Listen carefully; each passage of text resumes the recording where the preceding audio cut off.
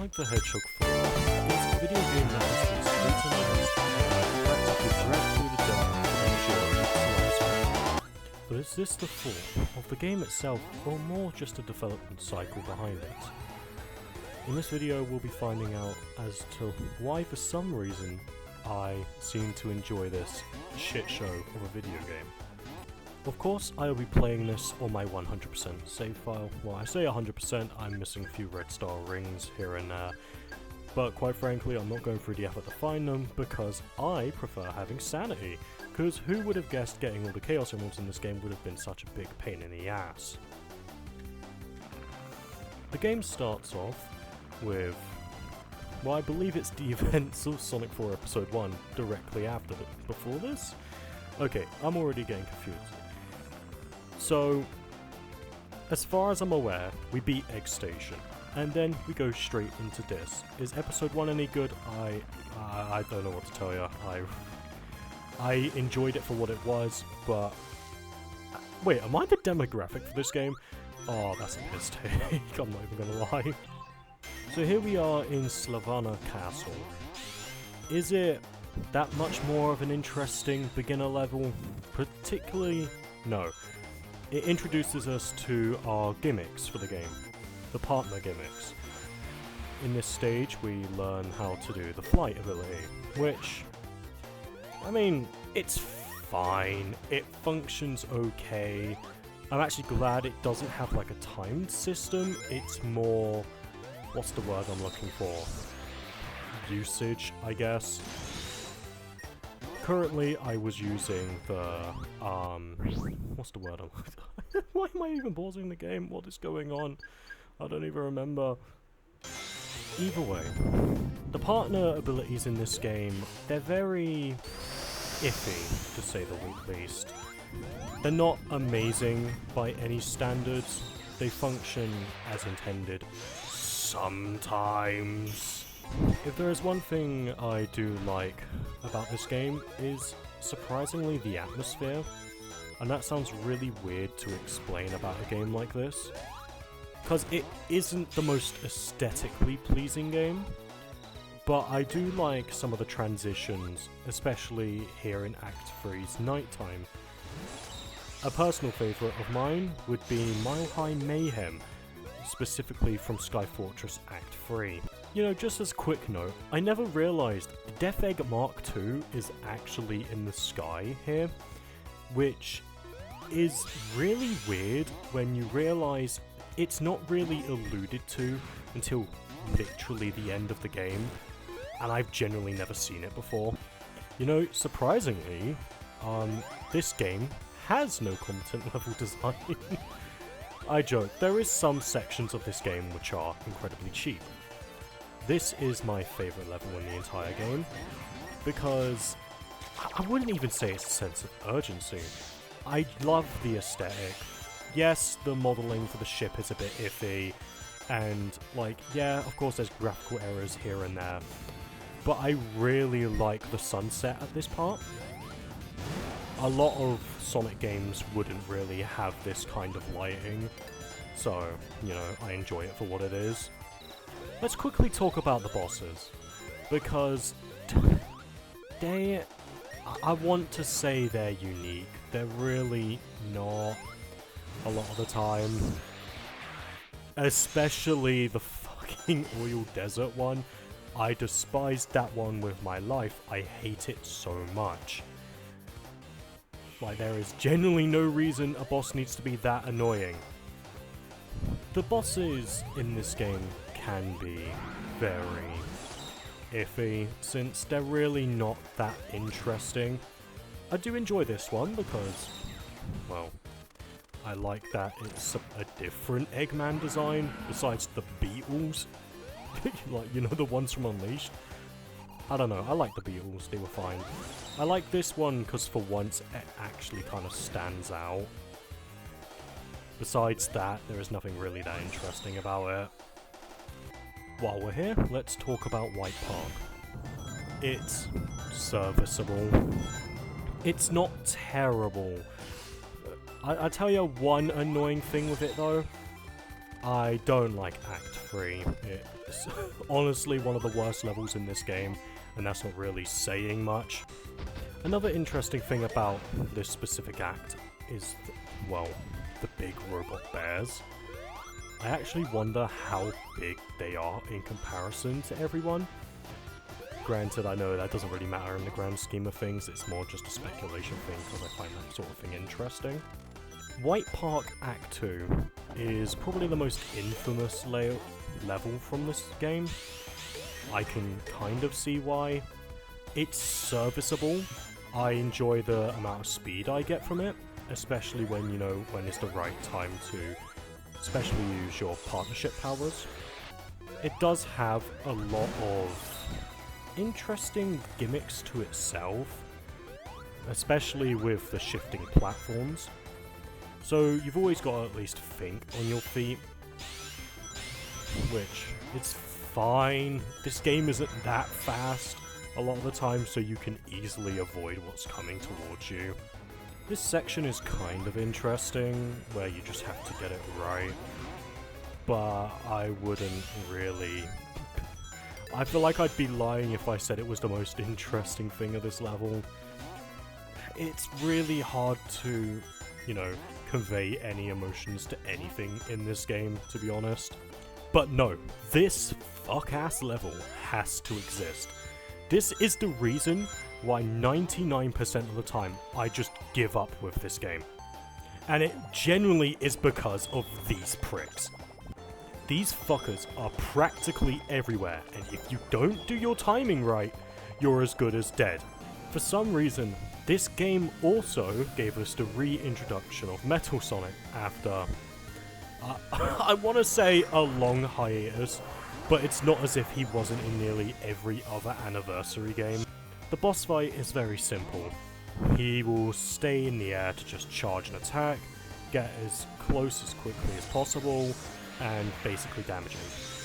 Also, one of the most piss-easy boss fights in the game, if you know how to very easily dodge his ball attack.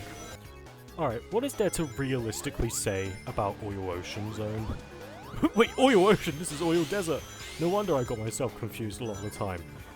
This level, I wish I could say is the bane of my existence. The geometry in this level is completely fuck-ass. And yes, like, it's really easy to get hit by the badniks here. Like, there's a lot of the time when you feel like you should be able to hit an enemy, and it's very easy to just snipe you like it's nothing. Sections like these really irritate me, because it's not the matter of slowing down, more than it is just absolutely just draining, trying to get out of the way as fast as possible, when a lot of the time the game is actively playing against you with its physics engine. In the second act of Oil Desert, we get reintroduced to the, I don't know, oil slipping slides. I really don't actually know the name of what these specific parts are. And, I don't know, Oil Desert is like the weakest zone in this entire game. And that's kind of annoying, because there's... Okay, yeah, there's not really a lot they could have done with this, but I do feel like there would have been some more effort put in. Like, this genuinely looks like a garbled mess of bloody Oil Ocean, and just, oh look, let's put a desert here. Guess it will make sense eventually. This is also where we get introduced to what I would like to say is the combo ability. I don't know. I'm not actually sure what this is. I think it's the tag move. All we do is just mash a jump button, and you get rewards based on the amount of points and how fast you pressed it. Act 3 introduces us to the Raising Towers. And is there really anything that interesting about them? No, you can clear them pretty easily, to be honest. It's very easy to get yourself stuck in these, and it's why, like, I don't really want to dawdle on too long about this specific area, because there isn't really much to talk about other than, you know, just rush. Yeah, the other ones are slightly difficult, that's really, yeah, it doesn't really mean much in the grand scheme of things. In all fairness, as interesting as the bosses could be, and I mean specifically the Eggman bosses, the bloody Metal Sonic ones are kind of well, they're Metal Sonic, there's not really much else about them, to be honest. This is the weakest one. It pisses me off so much. Like, there is no reason it should be this annoying. In this section of the boss, Eggman creates a massive-ass robot. There's not really much else to say about it. And you gotta survive Tetris. That's it. I feel like this is what inspired that one... I don't even know if it's a scrap robot. Like that one printer robot from Press Garden Act 1. When you've climbed high enough and done enough damage, eventually you'll have to climb out of the pit. Whoopie-doo, we get to go to the surface world, hooray! But here comes the most annoying part of this game. I'm going super exclusively just to show.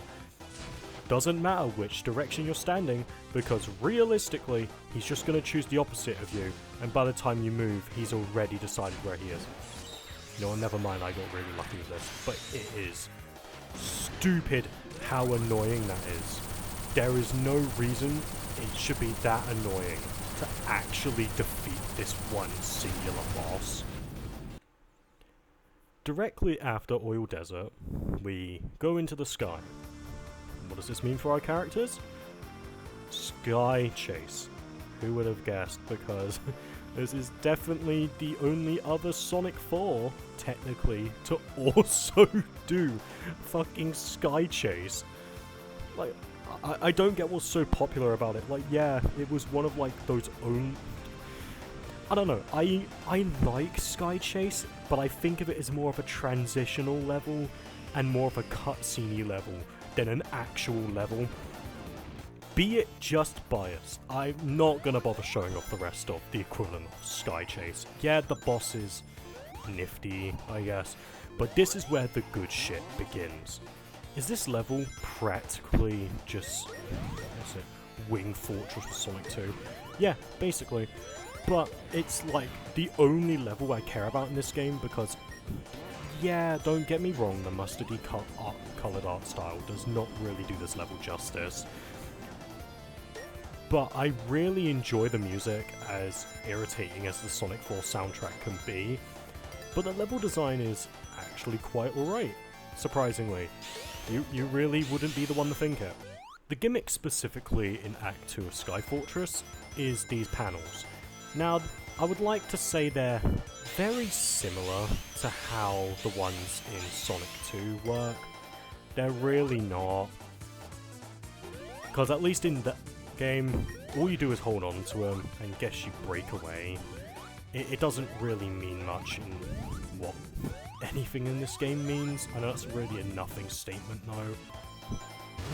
It is very, very easy to mess up this one section. And I'm not gonna lie, I messed it up exclusively because I was trying to record this specific section. But hey, it happens a lot more than I would honestly really like to admit. I'm not very bright, is what I'm saying. Now begins my personal favourite level of the entire game, and I'd argue is actually the best level in the entire game, which is not saying much, but maybe I'm just really easy to please, I don't know. Surprisingly, this level's gimmicks is the ones from Death Egg Zone from Sonic & Knuckles, or Sonic 3 and Knuckles if you want to be very, very specific. I like the level design a lot more in this zone. It feels a lot more industrial, but I do feel like it's weirdly a lot more over the top than it should be.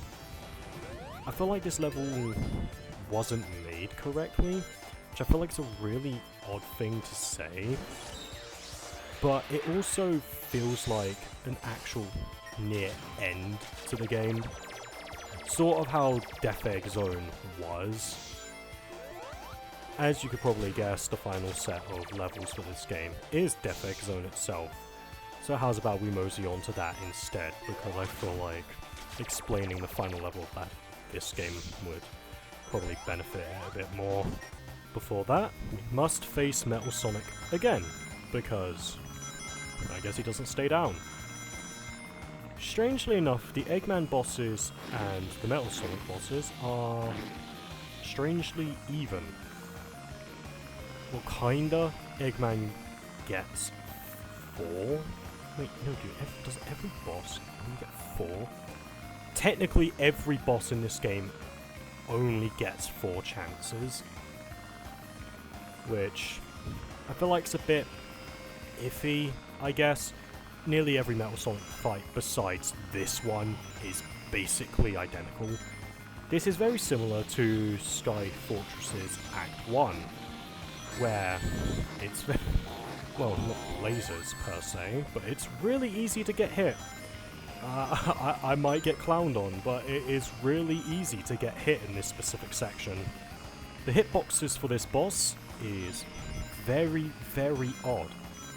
Personally, I understand that I've just got to hit Metal Sonic, but it is really easy to miss him, or even if you do directly hit him, sometimes just you get hit. Coming up on the final part of the boss, all we have to do is avoid, well, missiles, which I find weird that he's flicking towards us, because I feel like it doesn't really make that much of a difference, but it is what it is.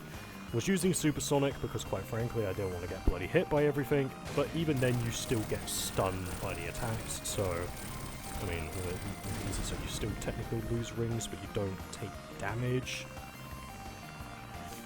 It is what it is. Either way, this level was just more what Sky Chase was, more of just a cutscene into the final zone, and well, that's really it. There isn't much else to really exclaim about this, to be honest. Okay, here's the one thing I don't understand, because this happens in a few Sonic games as well, where the entire airship is going down, literally right after a fight, and I feel like this cutscene exists because Metal Sonic flinging the missiles destroyed the ship in some capacity. Either that or Eggman pressed self-destruct, because for some reason he tends to have those. I get it. But at the same time, why would he leave like a spare pod? Like, you feel like he would destroy a pod at least to make sure they couldn't get to space. And this is where we finally get the chance to see the Death Egg Mark II. See the planet on the inside of that? That's a little planet from Sonic CD. Let us... Man, I'm exhausted with this game already. Welcome to the Death Egg Mark II.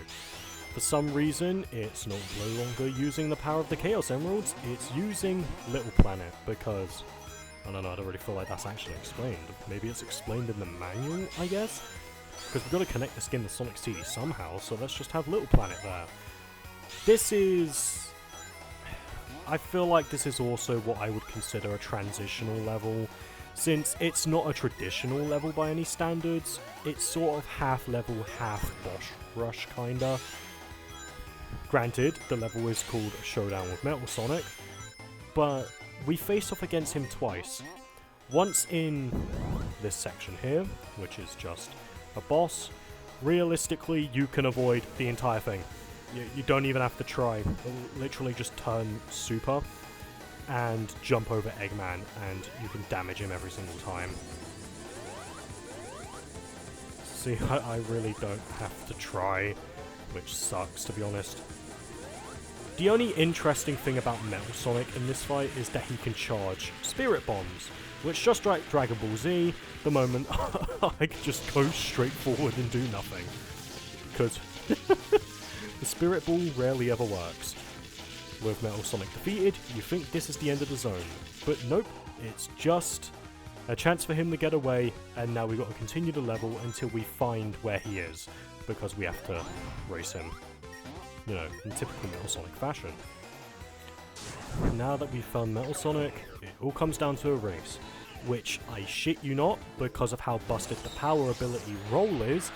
It's very easy to cheese the entire boss, because all you have to do is just keep jumping, because realistically all it does is if you jump before and after hitting a wall, there's a very high chance you can keep your momentum, so you could just do shit like this and you win. Like, there's no consequence to doing this. Like, yeah, I've hit the wall, but it doesn't really mean anything. I've won. Like, he's done.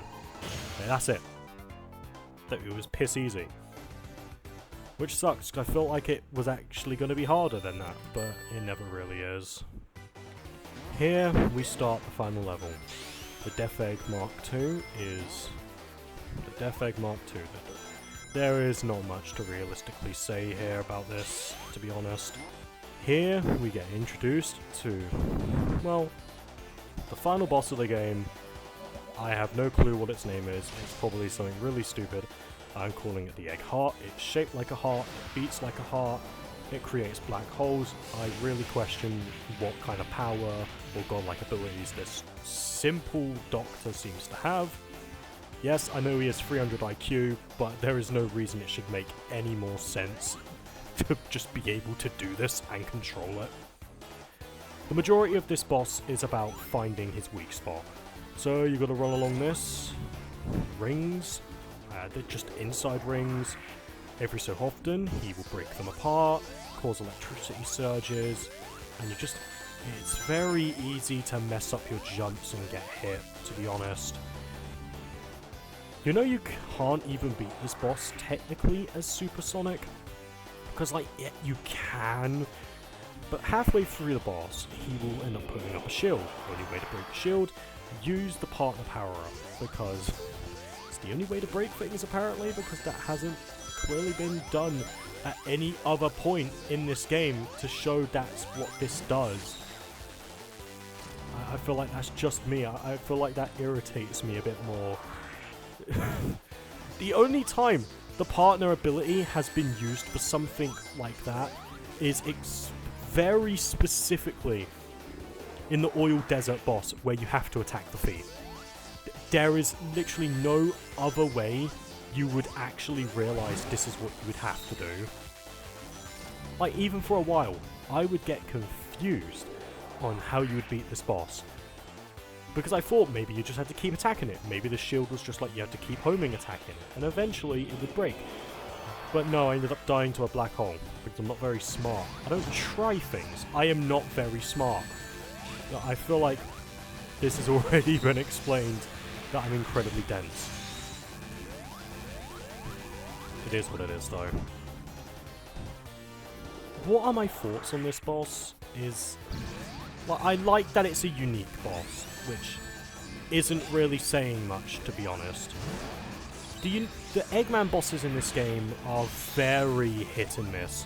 I like the flower, I like the heart, I do not like the oil desert one. Like, I like the idea of the final boss being a heart, like you're destroying the core of the Death Egg, so you know, once the heart goes, the whole thing stops. But I don't know, the game doesn't really elaborate on this much.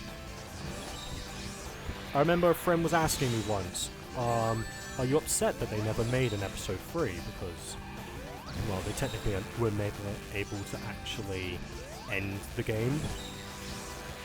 And it's like, no, no, these games, they're very iffy. They appeal to a very niche audience, and even then, it's just not that interesting. And episode 3, yeah, would end up finishing things, but besides that, that's all this is. That's it. So, let's proceed to the final part of this game. A singular cutscene. After destroying the heart, Sonic and Tails need to find a way to escape. And it's very surprising to learn they do the exact thing that Eggman has done to them probably most likely before. Left him for dead. Great ending. I'm so happy Dr. Eggman is dead. He's never going to return, is he? Oh yeah, there's another Sonic game that takes place directly after this. Look. Episode 2 is a very hit and miss game. I would honestly never suggest this game to anyone besides someone who owns Episode 1. Is it an improvement of Episode 1? Well, yeah, but that doesn't mean it doesn't have its own issues. Whilst I have the chance, let's talk about the music in this game. It's very hit or miss. Oil Desert can fuck off. It's the exact same song 3 times and it gets progressively worse. The boss music is eh. The Metal Sonic music is fine. Sylvania Castle is actually really enjoyable. I'm not the biggest fan of Act 2, but Act 1 and Act 3 are surprisingly quite pleasant. White Park, Act 1 and Act 2, like them both the same. They're both different sides of the same coin, where one's more jolly and one's more hyperactive, in a way. You know, it gets your blood pumping, it makes you want to experience the level. Okay, I'm not very good at constructing sentences, so that's the best that I've got, and you're just gonna have to roll with it. Act 3 is very iffy. It's fine, I just don't like it. It's too slow, and I get that the level's slow. I just don't like Act 3. That's my biggest issue with this game. Sky Fortress's music, with Act 1, it's just fine. It's Sky Chase. It's Sky Chase. Act 2 is perfectly serviceable. I can see this being in another Sonic game. Act 3, urgency, I like that. Coupled in with how the level looks, it's overall one of my favourite levels from this specific era of Sonic games, which is not saying much, especially in terms of what Episode 1 and 2 are. This game is just serviceable, almost. Death Egg Mark 1... not Death Egg Mark 1. Death Egg Mark 2, Acts 1 and 2 are fine. They're boss rushes. They did it so much better in this game than Egg Station in the first. Egg Station was fucked. There is no reason it should have been as irritating as it was to actually play through.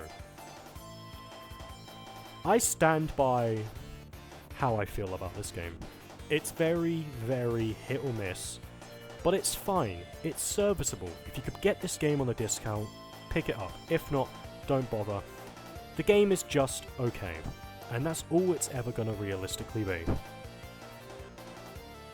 Anyway, if you like what you see, please watch the rest of this playlist.